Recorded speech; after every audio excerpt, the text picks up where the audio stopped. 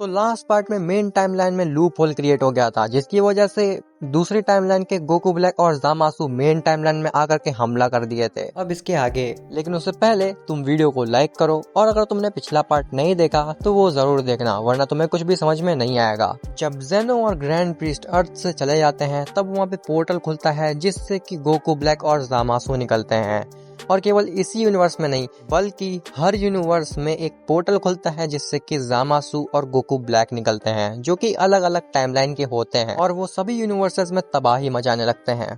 खैर, अर्थ में जैसे गोकू ब्लैक और ज़ामासु आते हैं, उसी समय दो पोर्टल्स और खुलते हैं, जिससे कि ब्रोली और डिमिग्रा निकलते हैं। गोकू और वजीटा की टाइमलाइन में लूप होल क्रिएट करने की वजह से वीस और वीरस काफी ज्यादा गुस्सा होते हैं, इसीलिए वो वापस चले जाते हैं अपने प्लेनेट पे बिना गोकू, वजीटा और ट्रंक्स की मदद किए। अब इन चारों बीइंग से, जो कि मोस्ट पावरफुल माने जाते हैं अपनी अपनी टाइमलाइन में, केवल 3 लोगों को निपटना था, ट्रंक्स, गोकू और वजीटा। वो चारों गोकू, वजीटा और ट्रंक्स पे हमला कर देते हैं, और गोकू, वजीटा, ट्रंक्स बहुत ही मुश्किल से बचा पा रहे होते हैं अपने आप को। लेकिन उसी समय वो लोग खुद से ही लड़ने लगते हैं, क्योंकि सब चाहते थे कि वो गोकू को मारे।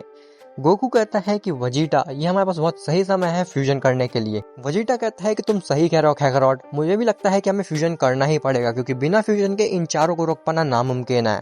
जिसके बाद गोकू और वजीटा फ्यूज कर जाते हैं गोजीटा में। लेकिन गोजीटा बनने के बाद भी वो उन चारों को नहीं संभाल पा रहा था, जिसके बाद उसको ट्रांसफॉर्म होना पड़ता है गोजीटा ब्लू में।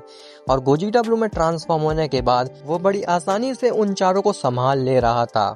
गोजीटा ट्रंक्स से कहता है कि ट्रंक्स, तुम जल्दी से अपनी टाइम मशीन में बैठ करके दूसरी टाइमलाइन से गोकू और वजीटा को बुला करके लाओ हमारी मदद के लिए, क्योंकि एक बार हम लोग अनफ्यूज हो गए, उसके बाद हम इनको नहीं रोक पाएंगे। जिसके बाद ट्रंक्स बैठने जा रहा होता है अपनी टाइम मशीन में, लेकिन ज़ामासु उसको डिस्ट्रॉय कर देता है। ज़ामासु कहता है कि हम चारों का अभी लड़ करके कोई फायदा नहीं है, क्योंकि अगर हम अभी लड़ेंगे तो ये उसका फायदा उठा लेंगे, पहले हम इनको मार देते हैं।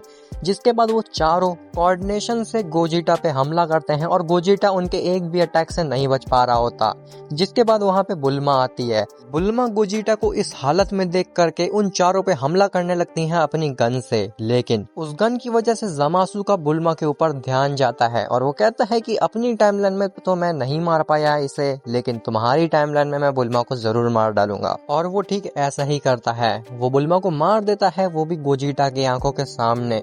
गोजीटा ये चीज देखने के बाद इतना ज्यादा रेज करता है कि वो सेन रेस की एक ऐसी फॉर्म को अचीव कर लेता है जो कि आज तक किसी भी सेन ने अचीव नहीं की, जिसका नाम था सेलेस्टियल पावर सुपर सेन 7, जिसकी स्ट्रेंथ अल्ट्रा इंस्टिंक्ट और अल्ट्रा ईगो के भी बियॉन्ड है। अगर तुम्हें इस फॉर्म के बारे में जानना है तो तुम मेरी ये वाली वीडियो देख सकते हो, लेकिन अगर तुमने ये वीडियो नहीं भी देखी तो बस इतना जान लो कि ये फॉर्म इतनी ज्यादा पावरफुल होती है कि ये मल्टीवर्स के स्ट्रॉन्गेस्ट गॉड्स को भी डिफीट कर सकती है। खैर, गोजीटा को इतना ज्यादा गुस्से में और उसकी ये नई ट्रांसफॉर्मेशन देखने के बाद वो चारों वहां से भागने की कोशिश करते हैं अपनी टाइमलाइन में, और गोकू, ब्लैक, डिमिग्रा, ब्रोली भाग भी जाते हैं, लेकिन ज़ामासु को गोजीटा पकड़ लेता है। गोजीटा ज़ामासु का गला पकड़ता है और उसे कहता है कि जो तुमने किया है उसको देखने के बाद मैं तुम्हें जिंदा तो नहीं जाने दूंगा यहाँ से। और ये चीज बोलने के बाद गोजीटा इंस्टेंट ट्रांसमिशन करके अर्थ से बहुत दूर चला जाता है, जहाँ पे वो इतना ज्यादा रेज करता है कि उसकी एनर्जी की वजह से इतना बड़ा ब्लास्ट होता है कि आसपास की गैलेक्सीज भी इरेज हो जाती हैं। इवन ज़ामासु भी पूरी तरीके से राख बन जाता है। इवन उसकी इमोर्टैलिटी भी काम नहीं आती celestial powered super Sen 7 Gogeta के सामने। और इतना बड़ा ब्लास्ट क्रिएट करने के बाद गोकू और वजीटा अनफ्यूज हो जाते हैं, जिसके बाद वो वापस अर्थ में आते हैं और देखते हैं कि बुल्मा उनके सामने खड़ी है। वजीटा कहता है कि ट्रंक्स, तुम पास्ट में जाकर के बुल्मा को वापस से जिंदा करके ले आए क्या? तो बुल्मा कहती है कि वो पास्ट में नहीं गया था, बल्कि मैं जिंदा ही थी, वो तो मैंने अपनी डमी को भेजा था बाहर, जिसको कि तुमने असली बुल्मा समझ लिया। और मुझे बहुत अच्छा लगा ये देख करके कि तुम मुझसे सच में बहुत प्यार करते हो वजीटा। वजीटा कहता है कि ये सब बकवास बातें बंद करो और ये बताओ कि हम अपनी टाइमलाइन का लूप होल कैसे ठीक कर सकते हैं। बुल्मा कहती है इस बारे में मुझे बिल्कुल भी आइडिया नहीं है, अगर मुझे इस बारे में आइडिया होता ही तो मैं फ्यूचर में टाइम मशीन को क्यों क्रिएट करती। ये सब बातें चल ही रही होती है उनके बीच में, लेकिन फिर से वहाँ पे एक पोर्टल खुलता है जिससे कि एक अननोन बीइंग निकलता है, जिसके बारे में इनको कुछ भी आइडिया नहीं था। गोकू ट्रंक्स से कहता है कि तुम पहले क्लियर कर दो कि तुम्हारी टाइमलाइन में आखिर कितने लोगों ने हमला किया है।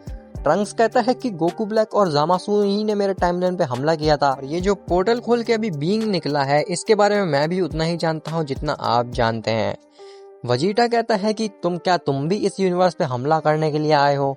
अगर यही बात है तो तुम बहुत गलत समय पे आ गए, क्योंकि प्रिंस वजीटा अभी जिंदा है। जिसके बाद वो बिंग इनके पास आता है और कहता है कि घबराओ नहीं, बल्कि मैं तुम्हारा ही एंसेस्टर हूँ। मेरा नाम ट्रायंगल है। हो सकता है तुम्हें भी ट्रायंगल के बारे में ना पता हो, तो मैं स्टोरी से हट करके तुम्हें पहले ट्रायंगल के बारे में थोड़ा सा समझा देता हूँ। देखो, ट्रायंगल एक सेन है जो कि कहा जाता है कि एंसेस्टर है सेन्स का, और ये इतना ज्यादा पावरफुल है कि इसको अपनी इविल साइड और प्योर साइड पे बहुत अच्छा कंट्रोल है।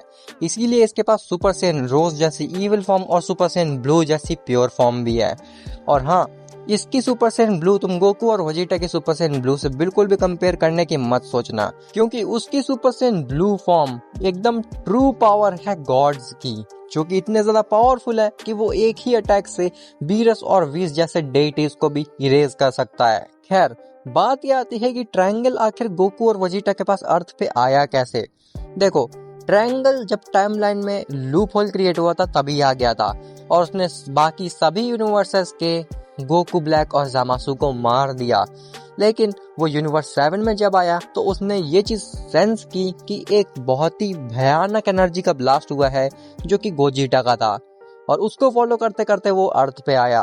गोकू ट्रायंगल से पूछता है कि तुम किस टाइमलाइन में एग्जिस्ट करते हो। ट्रायंगल कहता है कि मैं हर टाइमलाइन में एग्जिस्ट करता हूँ, क्योंकि हर टाइमलाइन में सेन्स होते हैं। इवन मैं इस टाइमलाइन में भी एग्जिस्ट करता हूँ। तो गोकू कहता है इस टाइमलाइन का ट्रायंगल हम लोगों को बचाने क्यों नहीं आया।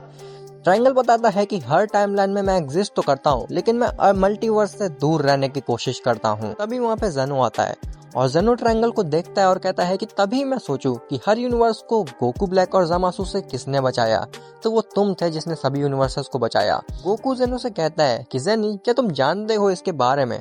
तो जेनो कहता है कि हाँ, ये ट्रायंगल है जो कि सेंस का एंसेस्टर है, और जब डिस्ट्रॉयर्स और एंजल्स को नहीं क्रिएट किया गया था तब सारे यूनिवर्सेस की रखवाली ट्रायंगल ही करता था। गोकू कहता है लेकिन ट्रायंगल तो कह रहा था कि ये मल्टीवर्स से दूर रहता है।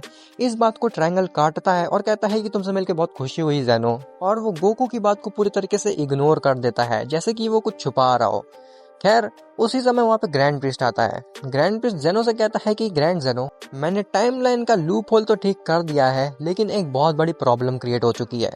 जेनो ग्रैंड प्रीस्ट से पूछता है कि वो प्रॉब्लम क्या है। ग्रैंड प्रीस्ट बताता है कि मेरे को बाकी मल्टीवर्स के ओमनी किंग्स ने ये कहा है कि तुम्हारा ओमनी किंग मल्टीवर्स को संभाल नहीं सकता, तो उसको ओमनी किंग बनने का कोई भी हक बिल्कुल नहीं है, और हम चाहते हैं कि किसी नए बीइंग को तुम्हारे मल्टीवर्स का ओमनी किंग बना दिया जाए। जेनो ग्रैंड प्रीस्ट से पूछता है कि आखिर वो ओमनी किंग किसको बनाना जा रहे हैं। तो ग्रैंड प्रीस्ट बताता है कि उन्होंने कहा है कि उनके मल्टीवर्स में कुछ ऐसे मॉर्टल्स हैं जो कि ना ही केवल तुम्हारे यूनिवर्स के ओमनी किंग को हरा सकते हैं, बल्कि उनकी पोजीशन भी ले सकते हैं। जेनो ग्रैंड प्रीस्ट से कहता है कि तुम सभी मल्टीवर्स के ओमनी किंग को ये आदेश दो कि वो अपने मल्टीवर्स के सबसे स्ट्रॉन्गेस्ट मॉर्टल से मेरी फाइट कराएं, और अगर मैं उस फाइट में हार जाता तो वो जिसे भी मेरे मल्टीवर्स का ओमनी किंग बनाना चाहें वो बना सकते हैं। इवन वो खुद भी बन सकते हैं मेरी मल्टीवर्स का ओमनी किंग। लेकिन अगर मैं जीत गया तो मैं उनकी मल्टीवर्स का ओमनी किंग को भी चेंज कर दूंगा। ग्रैंड प्रीस्ट ये बात जा करके दूसरे मल्टीवर्स के ओमनी किंग्स को बताता है, और वो इस चीज को एक्सेप्ट कर लेते हैं। और अगर बात करी जाए कि कितने मल्टीवर्स के मॉर्टल्स आखिर फाइट करेंगे जेनो के साथ, तो टोटल 3 मल्टीवर्स के मॉर्टल्स होंगे, स्ट्रॉन्गेस्ट मॉर्टल्स होंगे, जो कि फाइट करेंगे जेनो के साथ। अब क्या जेनो दूसरे मल्टीवर्स के स्ट्रॉन्गेस्ट मॉर्टल से जीत पाएगा और उनके मल्टीवर्स के ओमनी किंग को चेंज करा पाएगा, या फिर वो खुद हार जाएगा? और ट्रायंगल ने गोकू से झूठ क्यों बोला था कि वो मल्टीवर्स से अलग रहता है? क्या उसका कोई बुरा इरादा है मल्टीवर्स को लेकर के? ये तुम्हें पता चलेगा नेक्स्ट पार्ट में।